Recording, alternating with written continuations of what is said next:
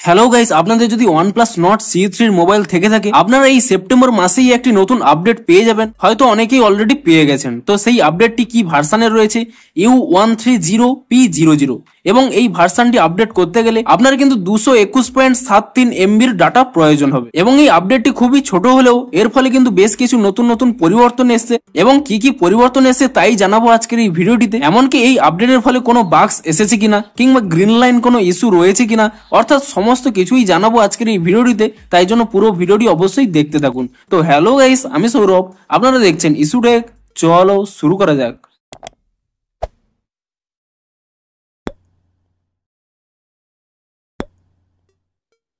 ভিডিওটি শুরুতেই জানিয়ে দিই, আপনাদের যদি এই ভিডিওটি একটু হেল্পফুল বলে মনে হয় অবশ্যই একটি লাইক করে দিন। আর আপনাদের কাছে যদি OnePlus Nord C3 মোবাইল থেকে থাকে এখনই আপনারা এই চ্যানেলটিকে সাবস্ক্রাইব করে রাখুন, কারণ এই মোবাইলে আপনারা যে কোনো আপডেট এলেই তার ডিটেলসে কিন্তু ভিডিও আপনারা অবশ্যই এই চ্যানেলে পেয়ে যাবেন। তাই জন্য অবশ্যই চ্যানেলটিকে এখনই সাবস্ক্রাইব করে রাখুন। তো চলুন এবারে মেন ভিডিওটি শুরু করা যাক।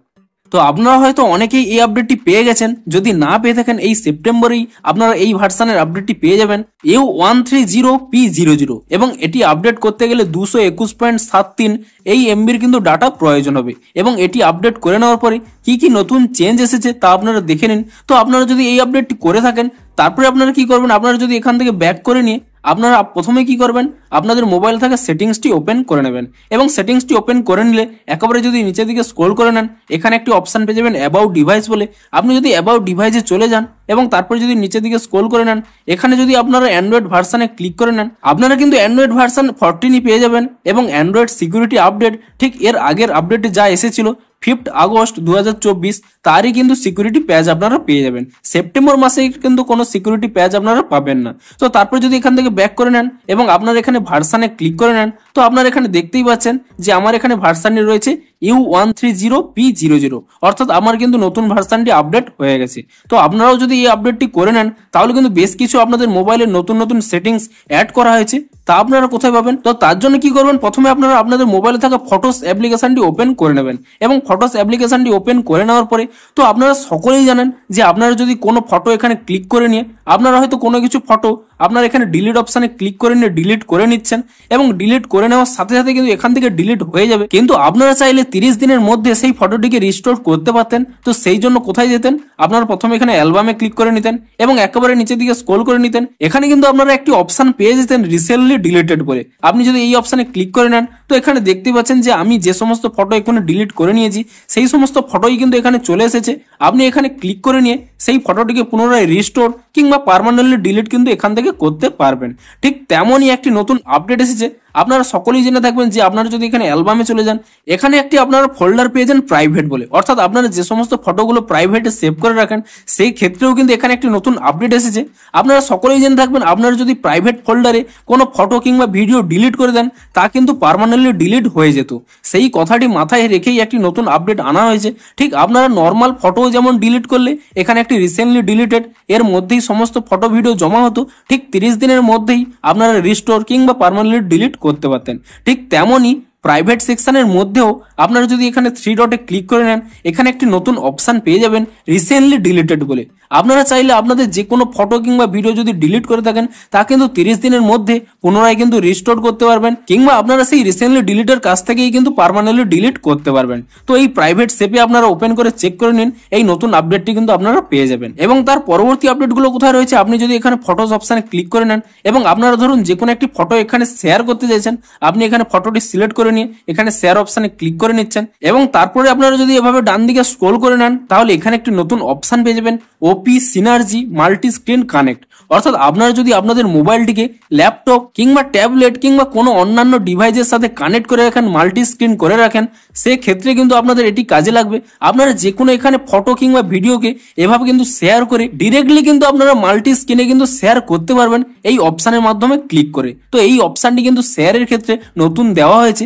আপনারা যদি মাল্টি স্ক্রিন ইউজ করেন, অন্যান্য ডিভাইস একসাথে মাল্টি স্ক্রিন হিসেবে ইউজ করেন তাহলে কিন্তু আপনাদের এই ফিচারটি বড় হেল্পফুল হবে। এবং এর পরের যে আপডেট এসেছে তা আপনারা কোথায় পাবেন, এখান থেকে ব্যাক করে নেবেন এবং তারপরে পুনরায় ব্যাক করে নেবেন এবং আপনারা যদি এখানে অ্যালবামে ক্লিক করে নেন তো এখানে আপনারা দেখতে পাচ্ছেন যে ক্যামেরা সেকশন রয়েছে ফেভারিট সেকশন রয়েছে, ভিডিও সেকশন রয়েছে এবং স্ক্রিনশট সেকশন রয়েছে। আপনারা যে কোনো সেকশন যদি এখানে ওপেন করে নেন তাহলে এখানে একটি নতুন আপডেট পেয়ে যাবেন। আপনারা এখানে যে 3 ডট দেখতে পাচ্ছেন সেই 3 ডটে যদি ক্লিক করে নেন এখানে কিন্তু শর্ট করার একটি নতুন অপশন আপনারা পেয়ে যাবেন। আপনারা যদি এই শর্ট অপশনে ক্লিক করে নেন আপনারা এখানে 3টি অপশন পেয়ে যাবেন, ডেট টেকেন, ডেট মডিফাইড এবং ফাইল নেম। আপনারা যদি আপনাদের যে মোবাইলে আপনারা ক্যাপচার করা ডেট অনুযায়ী আপনাদের ফটোগুলোকে সাজাতে চান তাহলে এখানে ডেট টেকেন এখানে সিলেক্ট করে নেবেন। আপনারা যদি কোনো ফটোকে এডিট করে থাকেন কিংবা মডিফাইড করে থাকেন এবং সেই ডেট অনুযায়ী আপনারা সাজাতে চান তাহলে এখানে ডেট মডিফাইড এই অপশনে ক্লিক করে নেবেন। এবং আপনারা যদি চান এখানে ফাইল নেম আকারে এখানে শর্ট করতে তাহলে আপনি এখানে শর্টে ক্লিক করে নিয়ে এখানে ফাইল নেমে ক্লিক করে নেবেন, তাহলে কিন্তু ফাইল নেম অনুযায়ী এখানে কিন্তু শর্ট হয়ে যাবে।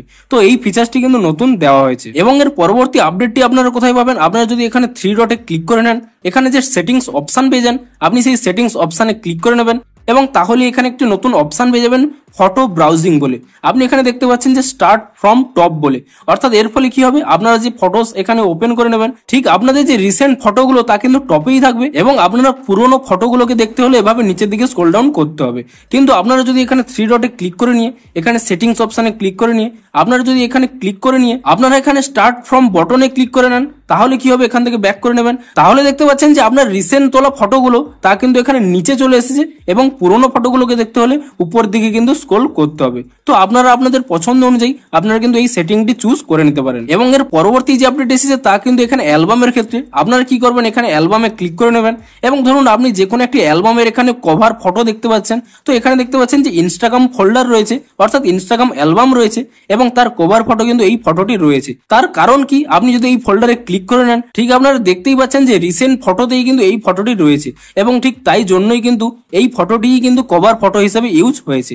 কিন্তু আপনারা এখানে চাইলে আপনাদের পছন্দ অনুযায়ী আপনাদের যে কোনো কভার ফটো এখানে কিন্তু সিলেক্ট করতে পারবেন। তো তার জন্য কি করবেন, প্রথমে আপনারা এই অ্যালবামের উপরে ক্লিক করে নেবেন, আপনি যে ফটোটিকে এখানে কভার হিসেবে অ্যাড করতে চান সেই ফটোটির উপর এখানে ট্যাপ করে নেবেন এবং তাহলে এখানে একটি মোর অপশন পেয়ে যাবেন, আপনি সেই মোর অপশনে ক্লিক করে নেবেন এবং তাহলে এখানে একটি অপশন পেয়ে যাবেন সেট অ্যাজ অ্যালবাম কভার, আপনি এই অপশনের উপরে ক্লিক করে নেবেন এবং তাহলেই কিন্তু আপনাদের অ্যালবাম কভারটি সেট হয়ে যাবে। আমি দেখিয়ে দিচ্ছি, যদি এখান থেকে ব্যাক করে নিই তো আপনারা এখানে দেখতেই পাচ্ছেন যে আমার এই ফোল্ডারে রিসেন্ট ফটো যাই থাকুক না কেন আমি যে ফটোটি এখানে কভার ফটো হিসেবে সিলেক্ট করে নিয়েছি সেই ফটোটি কিন্তু এখানে কভার ফটো হিসেবে থাকবে।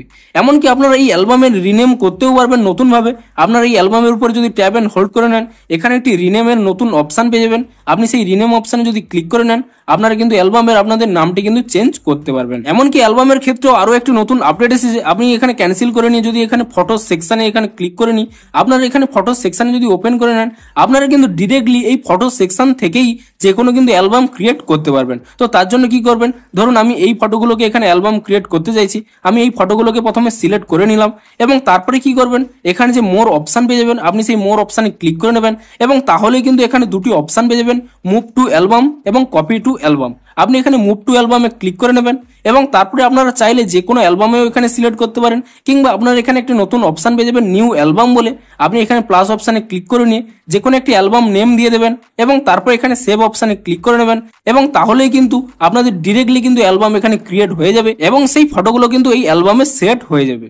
এবং এর পরবর্তী আপডেটটি আপনারা কোথায় পাবেন, এই ভিডিও এডিটের ক্ষেত্রে আপনারা ধরুন যে কোনো একটি ভিডিও এখানে সিলেক্ট করে নিলেন এবং তারপরে এখানে যদি আপনারা এডিট অপশনে ক্লিক করে নেন এবং তারপর এখানে ডান দিকে স্ক্রল করে নেন এখানে একটি অপশন পেয়ে যাবেন স্পিড বলে, আপনি সেই স্পিড অপশনে ক্লিক করে নেবেন এবং আপনারা কিন্তু এই ভিডিওটির আপনাদের স্পিডটি কিন্তু বাড়াতে পারবেন এবং কমাতে পারবেন এবং এর ফলে কিন্তু অডিওর কোনো পরিবর্তন হবে না। তো এটিও কিন্তু নতুন আপডেটের ফলে দেওয়া হয়েছে।